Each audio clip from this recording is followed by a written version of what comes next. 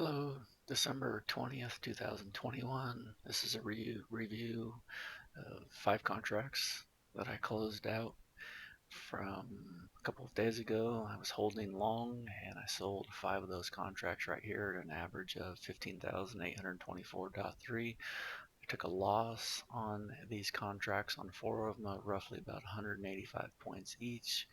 And the other one I took a loss of about 22 points.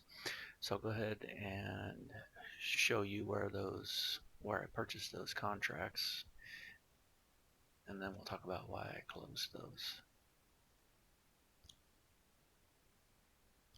Okay, so these are the contracts that I was holding for a move up. One at 16,021.5, and then a couple more, let's just say 3 more at an average of, let's say, 16,003. So that's the 4 contracts there, and then the final contract, that's 4 contracts there, sorry. Let's see if I can find that 4th contract. Yeah, and then one down here. See at the bottom of my screen, purchased one down there at 15,846. Let's go back to the Sunday where I closed those out.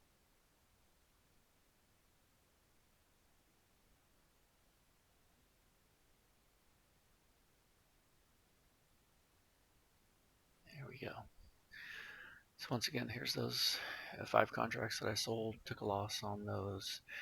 The reason for selling Sunday night is I reviewed the daily chart on the NASDAQ. Let me pull that up for you. Hang on. Bring it over here. I reviewed the daily chart on the NASDAQ. And that's what you're looking at right here. And we've got some gaps to fill down at these. Let me redo that.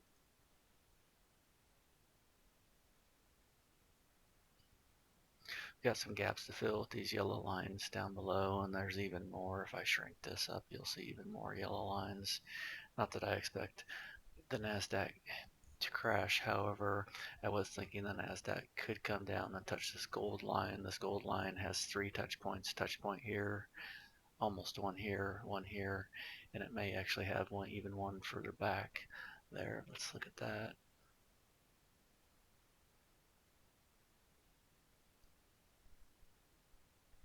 Yeah, so this is where I started this line from November 20.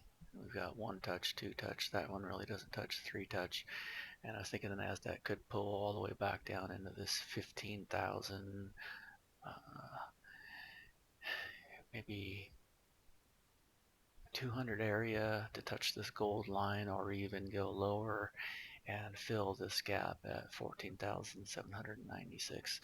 So that was the reason for closing out those contracts. I didn't want to hold those contracts through a much larger pullback. And currently in the NASDAQ, we are getting a move up, back up, and I have no contracts long, unfortunately. And I took a couple small trades today, nothing worth mentioning, and they were in a different account. I missed the short right here at 7:57 Mountain Standard Time, 9:57 Eastern Standard Time. The number of contracts that were traded right there close to the top of that candle were 7,314. Those were all outside. I don't have the Bollinger Band on this screen, but they're all outside most of those are traded outside the upper Bollinger Band. So it's a great place to take a short when you see that much volume come through. And this was a great place to cover those contracts down here, which was just below the overnight lows from the overnight session. We got down into this area, which I marked with these blue lines. I'll go ahead and change those so you can actually see them, change them to yellow. There's cream color here. We got one here, and we got one here. this was the overnight low range, and so you could see that price did come down and dip through that. It would have been a great place to cover. And if price did start to come back up through, go long. However, I was super tired today and just wasn't thinking clearly, almost falling asleep while trying to trade. So I missed the long here, and I missed the long. Price came down inside this overnight range. Didn't go below. Just dipped down in there, closed above, and I missed that long as well.